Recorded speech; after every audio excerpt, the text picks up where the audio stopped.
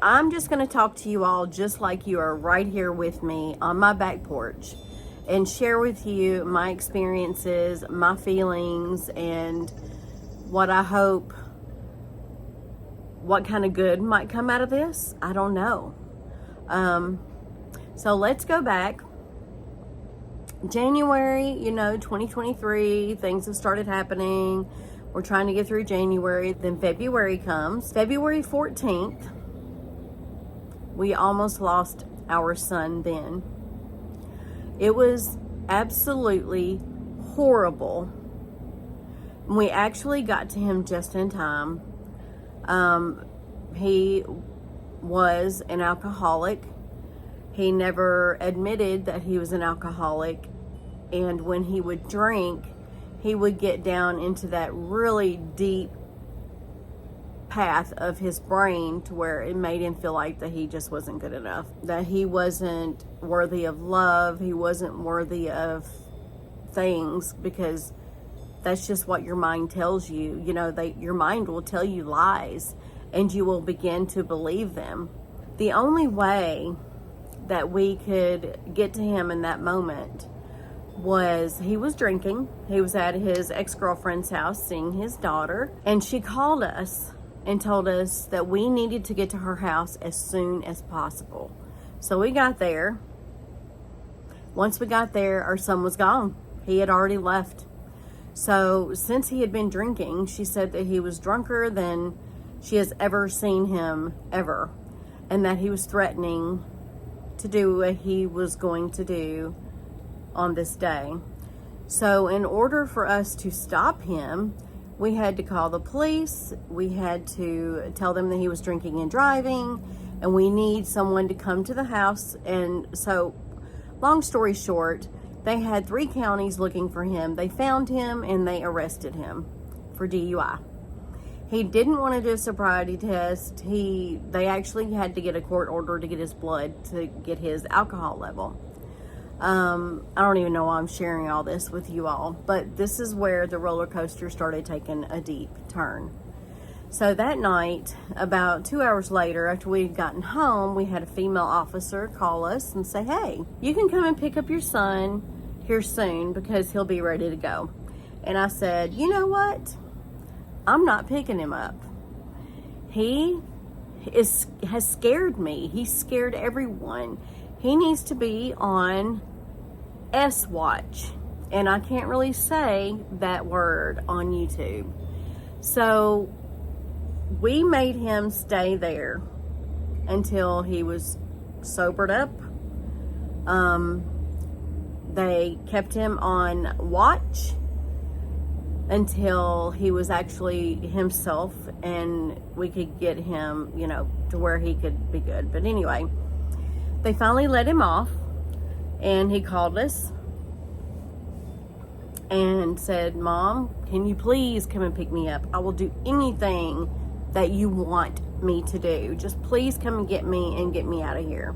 I was like, "Okay, we'll go pick you up, but there is a stipulation. In order for us to be able to come and get you, we want to take you to get help. And this is the only way we knew to help him." So we went to pick him up, let him come to our house to take a shower. Then we took him to the hospital where he could get the help he needed. He was always so scared of doctors, of how to talk to doctors and tell them how he feels about his situations and stuff like that. He really never knew how to get the help that he needed, and just sat back and just suffered in silence, when you don't need to suffer in silence, period. There's always hope. There's always help. And there's nothing wrong with asking for help. If you need help, I will put down some links down in the description box of some places that you can actually get help. Now, if you get to where you're going down that slippery slope to where you just can't get back up, call 988. There are people waiting for you to come to them and just talk to them. That's all. long story short, he went and got the help he needed. He was on the medication he needed to be on. He was great. We got him out. He started going to AA meetings. He was going at least twice a day, sometimes 3 times a day. He was checking in with me about 2 to 3 times a day, let me know how he was doing. He was doing great, y'all. I mean, he was doing so good, and he was so happy because he was like, Mama, I feel like I am going towards the right path now, that everything is just going to work out for the better. So he was sober for 47 days. Then he got back to drinking again. And I had a feeling something was going on because he didn't check in with me like he used to. He had lost his job. He had job interviews with another job that he was super excited about and that he was going to get. They were going to give him the job. They were going to give him a job offer on this Friday. But something happened with his references. I don't know what happened, but anyway, that right there, man, that was like a slap in the face to him. Christopher, my son, was very sensitive to things. He grew up with a not so good stepfather who was not the best. He was quite verbally abusive, not just towards him, but towards his sisters, towards me. But yet, me at that time, I was like, I didn't know, but anyway, I'm going to get off that. But anyway, he started back drinking. And I tried to help him as much as I could. I was like, Christopher, go back to AA, go see your sponsor. Your sponsor is there to help you. Anytime you have an urge, your sponsor's there. So make sure you call your sponsor and talk to him. Tell him how you're feeling. If you need to, call me. I will come to your house. I will let you talk to me. Just do what you need to do to get it all out. Anyway, so we thought we had him he had a good fighting chance. And when you're a mom of adults, let me tell you, when your children are young, you can control them, basically tell them what they can and cannot do. You can make sure that they are where they're supposed to be. But when your children become adults, that's when it becomes very scary. Because you can tell your kids day and night till you're blue in the face what you went through. But I tell you, being a parent of grown-up children is the hardest thing that you can do. It is so many ups and downs, and it's like you can't protect them all the time. It's not like you can keep them in your house and keep them grounded and tell them they can't go somewhere or they can't do something, because that's just not going to happen. They're adults, they can do what they want, regardless of how you feel, regardless of how much advice you give your children. They're not going to learn unless you let them make their own mistakes, and that's how we all learn. So getting back to everything that's happened over the last few months. So I was watching one of my grandbabies back in May. One of the babies, the baby, it's Dominic. He's an infant. So I was watching him. My little brother calls me and says, Andrea, has Anita called you? And right there is where I knew something was wrong. So he told me, he said, my oldest brother, John, had been in a terrible car accident and that we needed to get to the hospital for a family council. We didn't know what was going on, but in my heart, I felt like it was not good. So long story, let me tell you a little bit about my oldest brother. My oldest brother was dealing with a terminal illness. He had Hep C, and they didn't get to it in time, so he was dealing with that, and he had been fighting this for about 10 years. So when he went to the doctor, they gave him 6 months to live. 6 months, y'all. And he did not tell us this. He was the type that would never tell anyone what was going on with him, so that people like me or my brother or my mom, nobody would worry about him.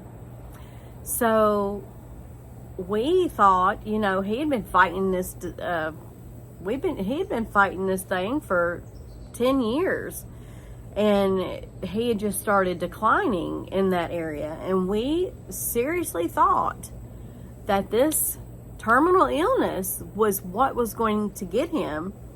But he was in the car getting ready to go to the hospital to get some fluid removed from his belly, because his kidneys got to where they weren't working as good, and it was raining on that day.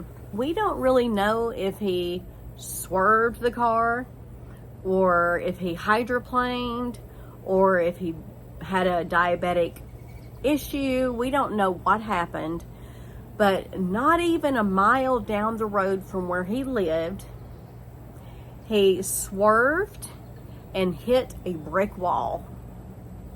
And he was not buckled up, y'all. He had this old police car, and he kept telling me, "Oh, Andrea, I'll be good in this car. Can't nothing happen to me when I'm in this car, because this car is a police officer car, and it's so safe, and it's awesome. It's just the best car that I've ever had." And he loved that car, y'all. So when he was going to the hospital, his girlfriend wanted to go with him, and he was adamant. And he says, "No." He says, "You can stay here. I want to go by myself." So she went ahead, let him go. He actually demanded that he go by himself. So this is why we don't really know what happened with the car. We don't know if it was intentional, if he hydroplaned. We really do not know. But he hit a brick wall, y'all. He broke his neck, broke his back, had internal injuries, had a brain bleed, everything, y'all. He was so fragile in the last months of his terminal illness. I didn't even recognize him. When we finally went to the hospital and we had our consult, they told us then that my brother had passed away in a car accident, and that they'd done everything that they possibly could.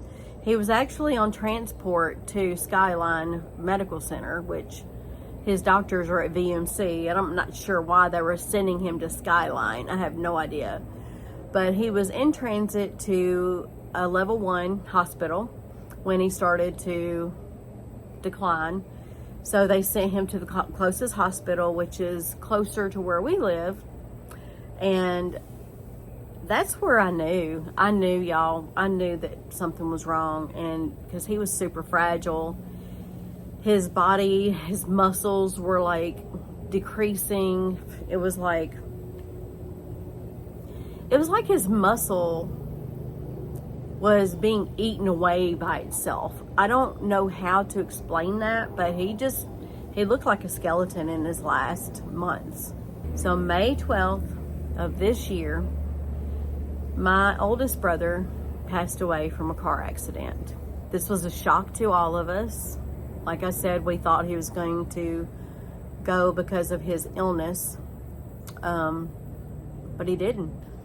So he didn't have a funeral, and he did not have an obituary. But my oldest brother was cremated because this was his last wishes. He always told us that this is what he wanted, and that's what we did. I'm sitting here grieving for my oldest brother. His death to us was traumatic because, like I said, we thought he was going to pass away from his illness. And we had plenty of time to say our goodbyes to him. You know, we had years, y'all. We had years. Not minutes, not days. We had years that we could go to him and just do what we wanted. You know, we could go have dinner with him, have chit chats, you know, have coffee, go out to eat, just whatever we wanted. We had plenty of time with our older brother. I really didn't have enough time to grieve my brother when 26 days later, we get a knock on our door at 10:40 at night. Mind you, our granddaughter is here spending a few days because her mom was in Florida at Disney on a trip with her stepmom and her stepsister. And she was so excited for this trip. So to help her out, I had McKinley, our granddaughter, and I was watching her, making sure she was good. So we were in the process of getting ready for bed. McKinley was watching a movie, winding down, doing all that good stuff. So at 10:40 p.m., we get a knock on the door, and I told my husband, I said, Bubba, my husband, I call him Bubba, there's somebody at our door.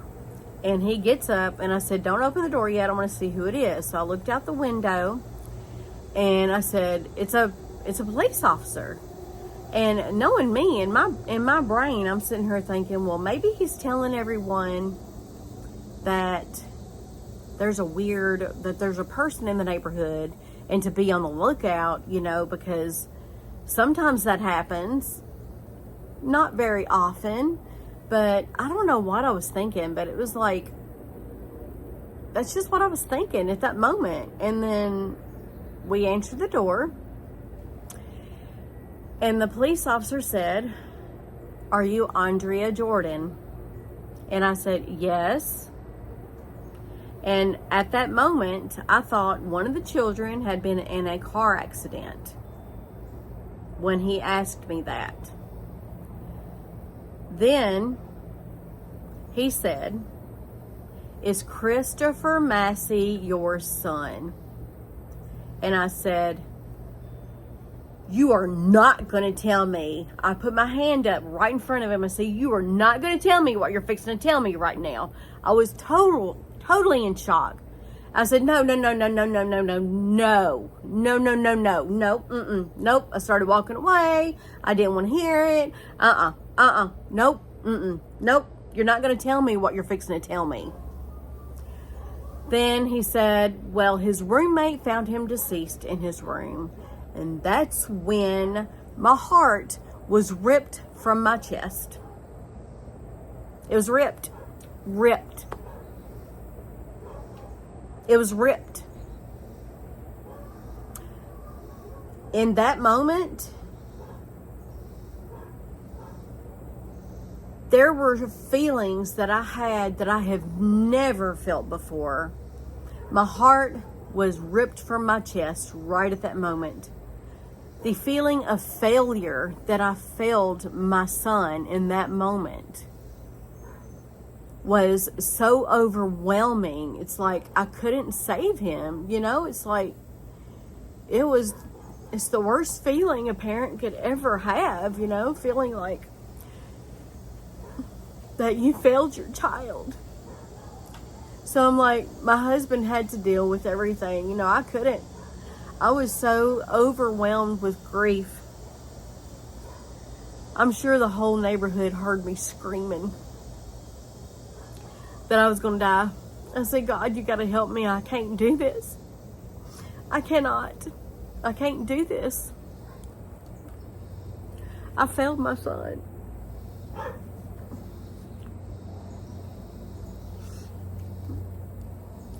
I failed my son. That's a feeling I never, ever want to ever have again. In that moment, my heart was ripped from my chest. I felt like I was a failure. I failed my son. I failed him in every way that I possibly could. I fell to my knees and prayed to God, please God help me. Please God help me. Just take me with him. Just take me with him. because I can't do this without him. I can't. He was the first one that called me mom. I got pregnant with him at a very young age. I was 18 when I got pregnant with him. I was in shock when I found out I was pregnant with him. I was 18, you know. It was kind of like a one-night stand type thing, you know. And I got pregnant. I was like, how could that happen? How? How could that happen? So,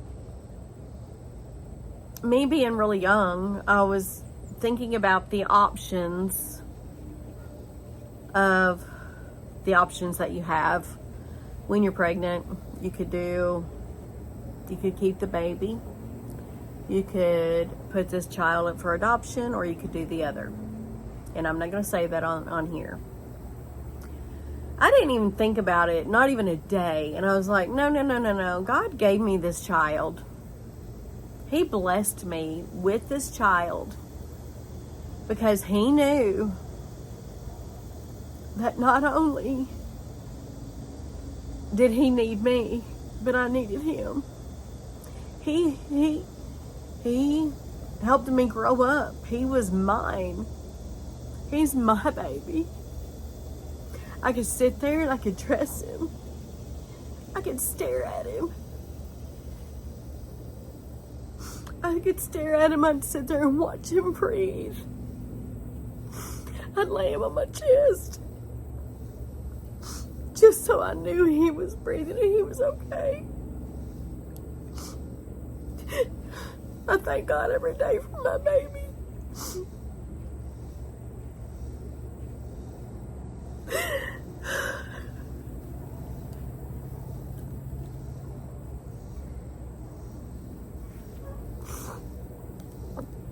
I love that child more than anything in the world. My mother loved him so much. God rest her soul. He was so sweet. He's such a sweet child. He was so vulnerable, so sensitive. And my son and I, we had the closest bond any mother and son could have. He told me everything. He would tell me.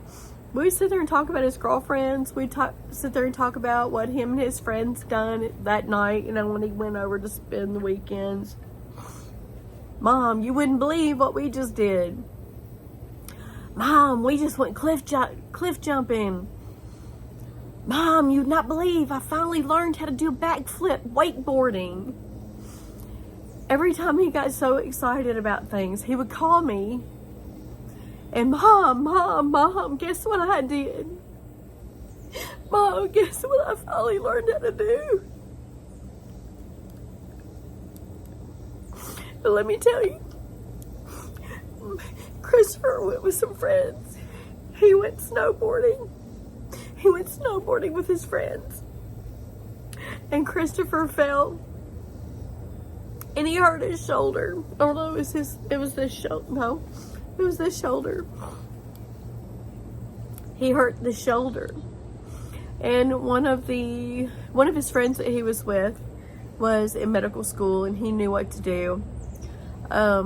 So he wrapped Christopher up really well, and he did not want to go to the doctor where they were. He did not. He said, you need to take me home so my mother can take me to the hospital. Y'all, that right there is a bond. My son wanted me to take him to the hospital. He didn't want anybody else to take him. He wanted me.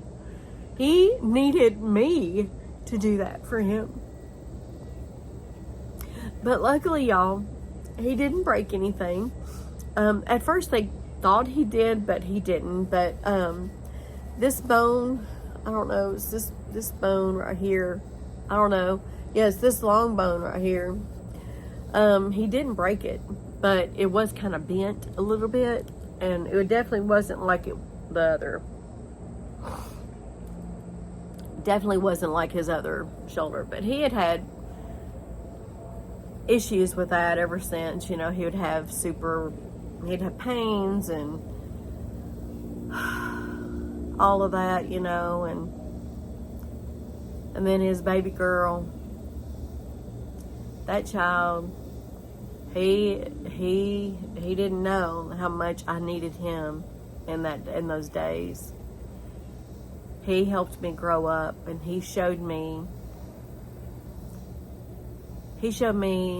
what unconditional love was, because as soon as he came out, my mother was there when he was born. I'll put a picture right here. Right after he came, right here. As soon as he came out, this is what he looked like, y'all. He wasn't even breathing yet. But he was the cutest baby I'd ever seen in my entire life. And then that feeling of having your first child is something you cannot describe. You have this love for this child that you never knew that you had deep down in your soul. And it just radiates. It's like, this is my baby. This is my child. This is mine. I can dress him. I can hold him when I want. I can bathe him. I get to learn how to bathe an infant. I get to look at him. I get to watch him breathe. You know, he was mine. He's my precious baby, my pride and joy. Okay, so let me tell you about when I found out he was getting ready to be a father. He sent me an ultrasound picture. He didn't tell me that, hey, Mom, I'm going to be a dad. He doesn't say that. He sends me an ultrasound picture. And I'm like, oh my goodness, does this mean what I think it means? And he says, yes, I'm going to be a father. But he didn't know what gender the baby was yet.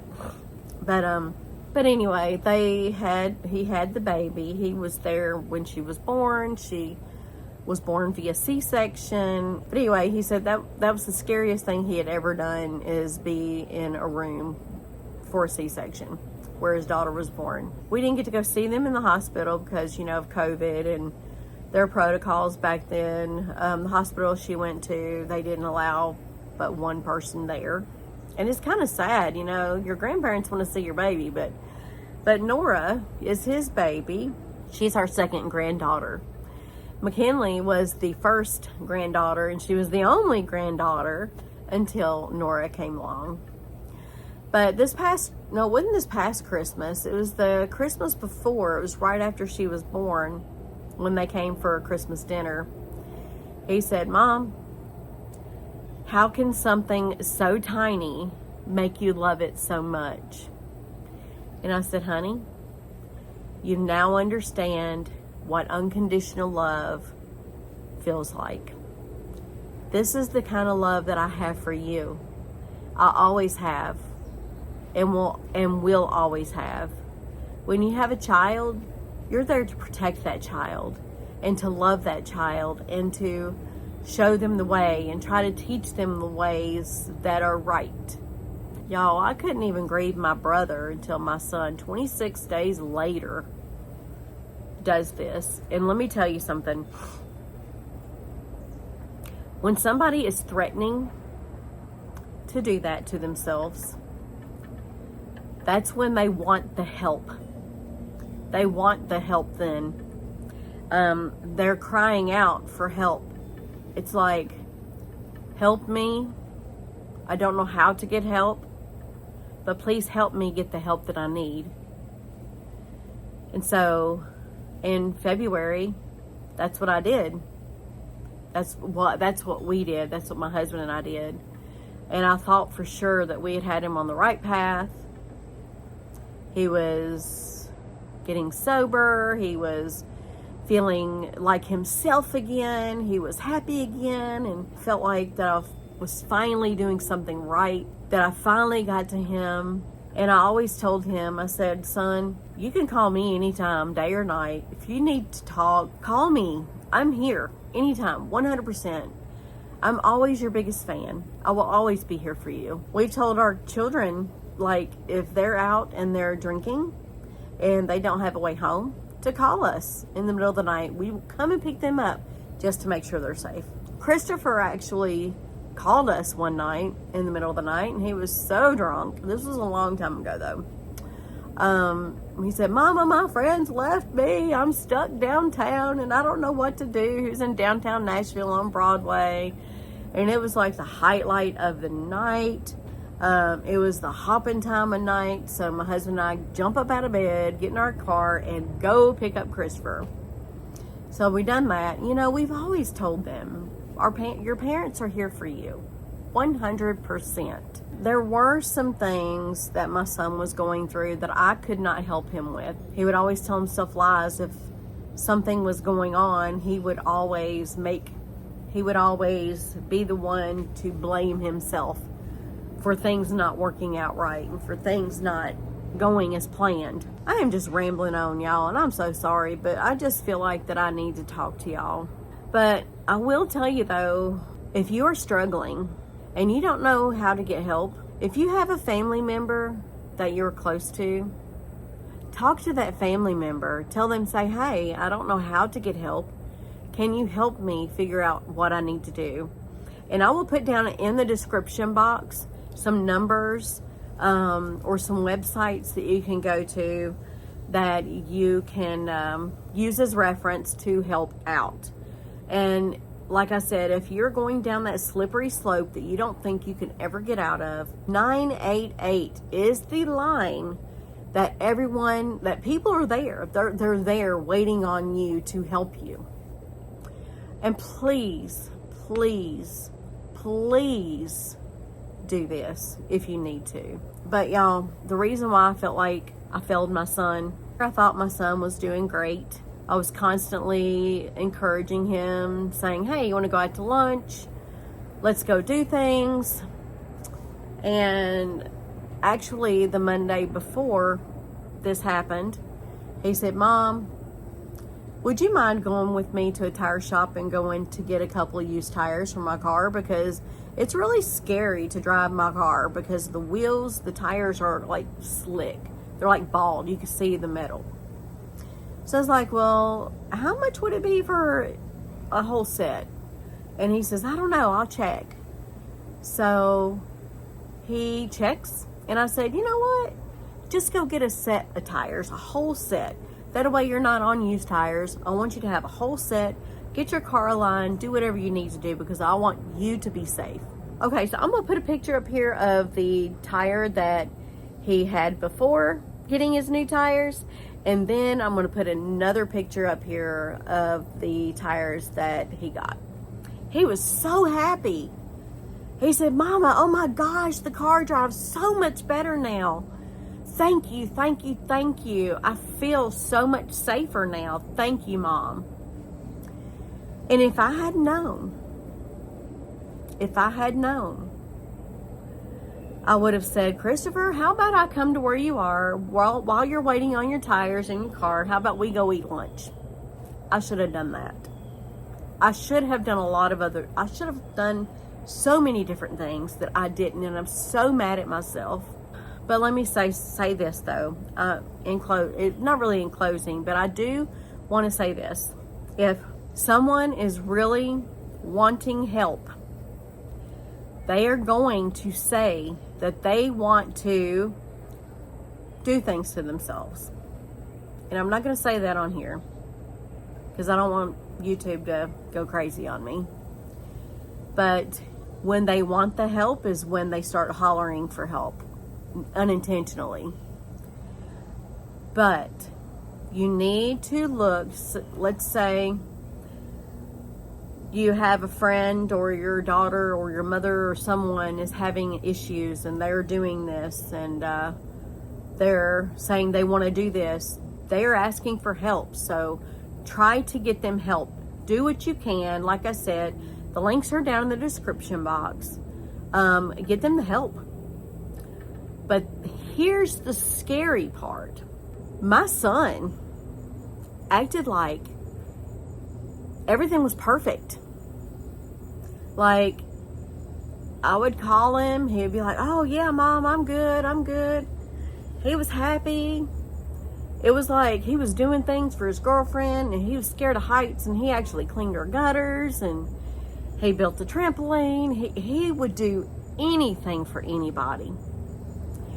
And he spent so much time with his girlfriend, with her boys, with his daughter.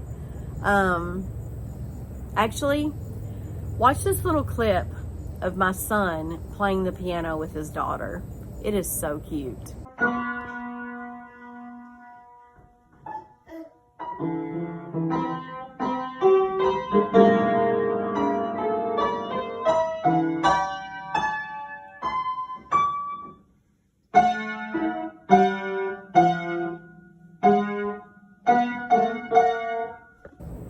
This was one of the last times that he saw his daughter, and I feel so bad for her. I grieve for Nora. So if someone asks for help, you get them help, and then they're great. But then you feel like, let me tell you something really weird, really scary. Mamas can tell when their babies are not good. I could tell that something was not right with my son. I could tell in his eyes. I can look in his eyes and see that he was not good. I could tell. I could feel it in my soul that he was not good.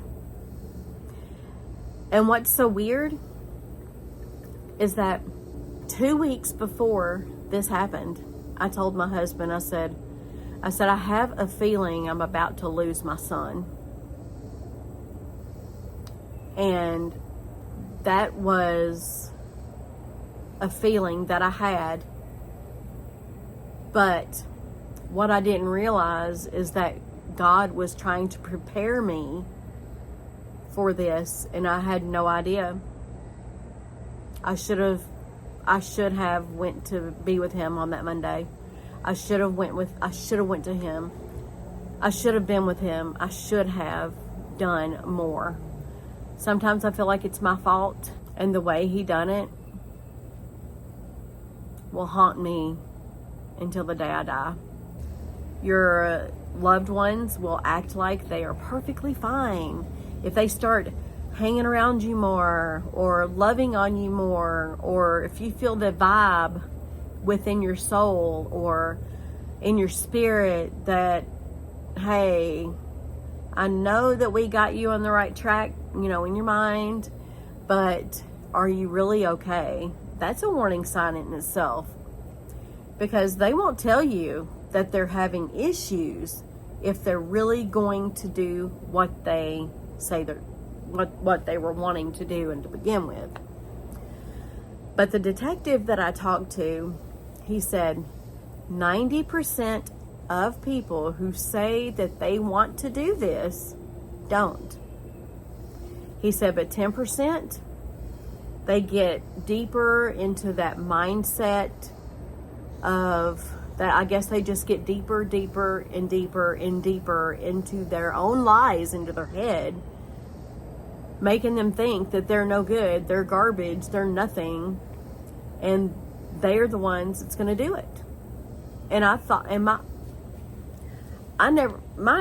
son didn't like pain, y'all. He never liked pain, never. And he had severe allergies, y'all. And when he went and finally took a landscaping job. And since his allergies were so bad, I told him, I said, you have to wear a mask, an N95 mask on your face, or you're going to be dying because of your allergies. He didn't like pain, y'all. And for him to do this the way he did, it'll haunt me for the rest of my life. But anyway, I'm rambling on like I always do.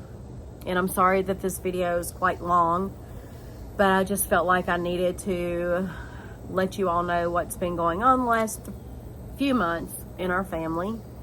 We have been hit with so many things just left and right, and I'm hoping and praying to God that this storm will finally be over soon. I mean, we've been going through a storm for 2 to 3 years, and it has been crazy. That's all I have to say. It's like you feel like you're finally getting over the hump, and then all of a sudden, bam, let's smack you in the face again. And it's just so hard, y'all. I have so many emotions. It's like one day I'm so sad and I'm thinking about things that happened, and I'm just so emotional, and I'm not good that day. There's some days that all I'm doing is cleaning my house. It's all I've been doing really the past couple weeks, 2 to 3 weeks. It's just been cleaning, scrubbing, trying to not think about what's been going on. And but at night is when I think about him. I think about him all the time, but my brain is like always going there at nighttime, and me talking to him in my brain, you know, like, why? I go to bed thinking about my son. I'll wake up thinking about my son. My brother, I think about him all the time as well. And I know he's not suffering anymore. Thank God he's not suffering anymore. But my son, I just don't know. I don't know. I have no words. I have no more words. Sometimes I have guilt. Sometimes I think I have failed him. Sometimes I get so mad at other people because I feel like they took me away from him. Maybe he thought that I didn't love him as much as I did my other my other 3 children. I don't know. I'll never know. But some people just need more attention. And I don't know, he just never acted like he needed more attention. You know, it's like I would try to go and we'd have mother-son lunches and dinners, and I would always tell him how much I loved him. You know, I didn't care. And let me tell you one thing though. When he was a teenager, whenever he would get ready to go with his friends, he would always give me a hug and say, "I love you, Mama." I'll be like, "I love you too, son." I could go on and on and on, y'all. Christopher saved our youngest daughter's life when she was 7 years old.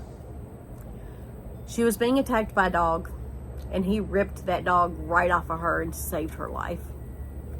Christopher has given so much joy to everyone around here. He loved hard. He played hard. And he loved everyone. And I feel so bad for his daughter because she will never get the opportunity to know the wonderful man that her father was. But anyway, I'm getting ready to wrap it up here because this has been almost an hour-long video. I want to thank each and every one of you all who have sent messages and comments and your well wishes and just being so sympathetic and just being there with me, and to the people that have commented that have lost their children. I'm so sorry that you are going through this, and thank you so much for being a part of this How Do You Cook family. You all are amazing. You all are so supportive. I love each and every one of you. And please, please, if you know someone or if you need help, please click down in the description box. There are some links that you can look through and see what is available to you. Thank you all. Thank you all for listening to me ramble on. I just felt like I wanted to do this video for a while, but I guess it just wasn't time. It's taken me almost 2 months to actually be able to talk about it with other people. I mean, I talk about it with my family. I can just be sitting there all of a sudden and start talking about Christopher.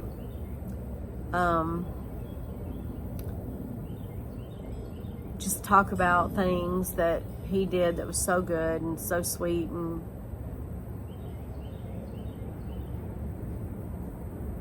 he loved to ice skate, he loved roller skating, he loved wakeboarding, he loved to golf, he loved dirt biking, he loved to do everything. He was a daredevil. He loved it all.